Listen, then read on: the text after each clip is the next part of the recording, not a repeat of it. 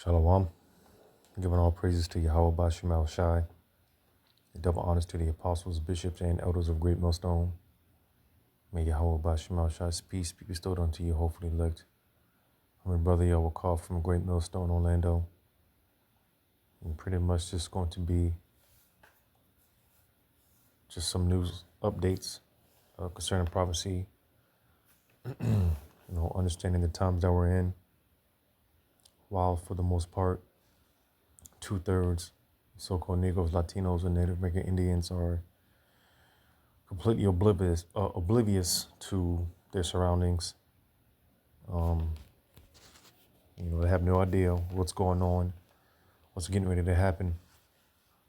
Meanwhile, through the power of Yahweh Bashim Al Shai on the left hand, Esau is making major moves, major escalations concerning war. Specifically, because there's so much going on concerning prophecy. But, of course, staying on our watch. And, these prophecies, pursuant to 2 Esdras 9, it's our one, it's our measuring stick, it's our measuring tool. And with that being said, knowing and understanding how dangerously close we are, we're at the end of the end. So I'm just going to play this video here by the Canadian Prepper, or Prepper News rather, or same individuals. It's just a different channel, different paid channel. But just going into the gold spike, reaching just under 3,700, which is a major sign that we're getting ready to go to war. So with that being said, I'm going to play this video. Okay, so I don't even know where to start. This is getting weird. These price movements are very suspicious. Now, I would love to chalk this up to FOMO. I would love to chalk this up to a fad. This is central banks buying, okay? Central banks are buying gold at staggering rates, and it's driving the price up to astronomical highs. And this only means one thing. The reason why central banks are buying gold is because they're worried about the future. And if central banks are worried about the future, you should probably be worried about the future. However, if you look at retail investor exposure to the stock market, for example, it's at record highs. And in fact, exposure to commodities like gold, like copper, like silver, and other precious, not just metals, but commodities, is at all-time lows. That's the crazy part with all of this. Now, I want you to look at this graph.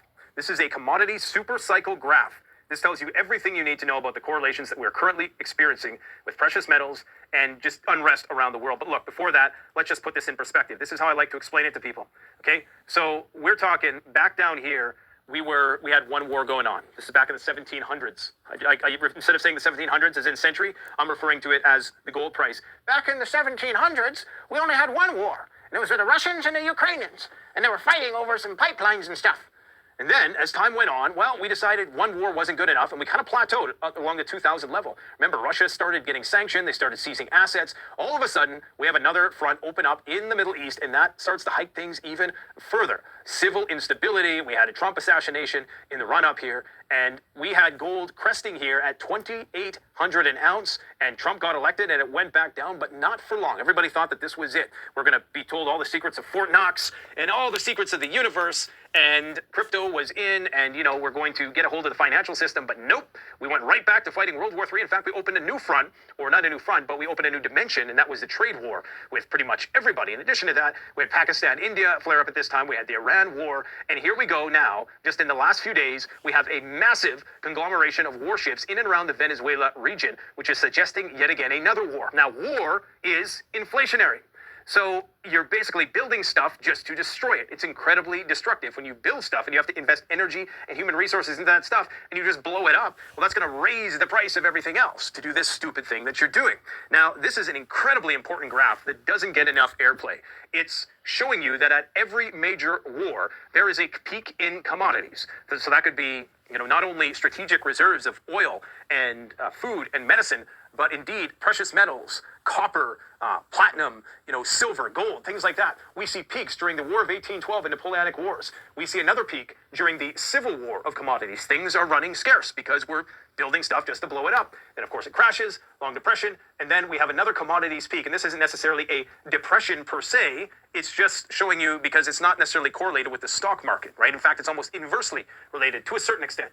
And so just after World War I, we hit another peak because, of course, some of this takes a while to find its way into the system. So even after the war is over, the inflation cycle can run a little hot because it's playing catch up. World War II didn't quite hit a peak. Nonetheless, still a spike. And the Cold War era peak as well. And then we had the Great Recession and the beginning of all of the color revolutions and the Middle Eastern wars. Everybody has a grievance with the refugee crisis that was a result of what happened right here, okay? And then we had this next explosion of money printing.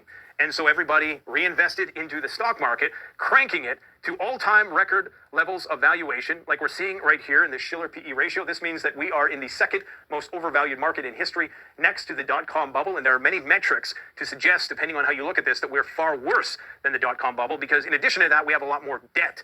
So it's a much worse situation than we were once in. So we know that eventually this thing has to swing around. Now, is it going to go down a little bit further? It seems like the lows get a little bit lower, as you can see, because, of course, the market gets a bit more malleable. The Fed gets a bit more clever in terms of how it can keep the party going. But it's starting to look like things are turning around. And that is evidenced in the gold price, because gold is for war. The only reason why central banks, which are the driving factor in gold, this isn't individuals and private purchases that are primarily driving this price. It's central bank buying that is driving the price, even though private holders comprise the majority of gold around the world. For example, the Chinese, they only have about 2,200 tons of gold. This isn't entirely up to date. This is 2019, so it's a little bit old. They have around, 2,500, so they claim. Maybe it's way more than that. It doesn't matter. The actual amount of gold that private individuals have in China is more like 30,000 tons. So if you add up all the little gold jewelry and, whatever, corporate might hold in its holdings and its private reserve and individuals, groups, companies, things of that nature, you add it all up, it's 31,000 tons. And India, surprisingly, is a second with 30,000 tons. So India is sitting on an incredible amount of real wealth as denominated in gold. Who's been buying it in the past? Well, not surprisingly, the countries that are straddling the line of World War III. So Russia, China, Turkey, Poland, India, Uzbekistan. Remember, the United States has the most gold in their central reserve, so they claim. We're still waiting on Trump to open the doors of Fort Knox, one of those promises that is yet to come to fruition. So this is why the price of gold is measured in Canadian dollars is $5,000 an ounce. $5,000 an ounce. That's incredible. Absolutely in-fucking-credible. And nobody's talking about this. The only people who are talking about this are the financial websites. And they know that normies don't read Forbes and Bloomberg and things of that nature. The normies are looking at NBC, CNN, and Fox News. They're not talking about the price of gold. Yeah, because so like I said,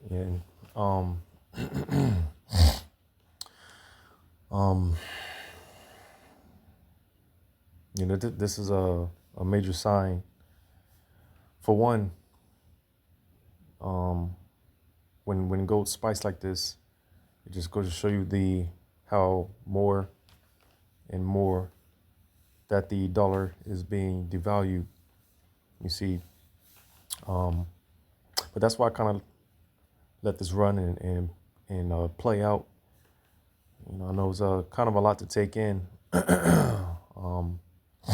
of course you can always just watch the video. Watch this video for yourself, dissect it for yourself. But earlier in the video when he was just going into basically when gold spikes as it is right now, as it seems, as it appears. You had it was spiked during these war cycles. So just going to show you again, and if I'm not mistaken, this is the highest that it's been. This is the highest that gold has peaked. So, with all that being said, when you really get into the economics side of things, man, dealing with all this debt, I mean, Esau, man, because he's playing with the minds of these people. He's manipulating the numbers, the charts, and everything. Sucking these people dry, all right, and so on and so forth. When you get into the economics of it, the geopolitics and everything. But nevertheless, man, this is a major sign. With all these war fronts opening, new war fronts, all signs of ancient Rome, that America is ancient Rome. With the spreading of America's military, right? This new war front, the newest war front, and dealing with Venezuela, right? Which when you go into that, is more, it's deeper than just the oil when you get into it.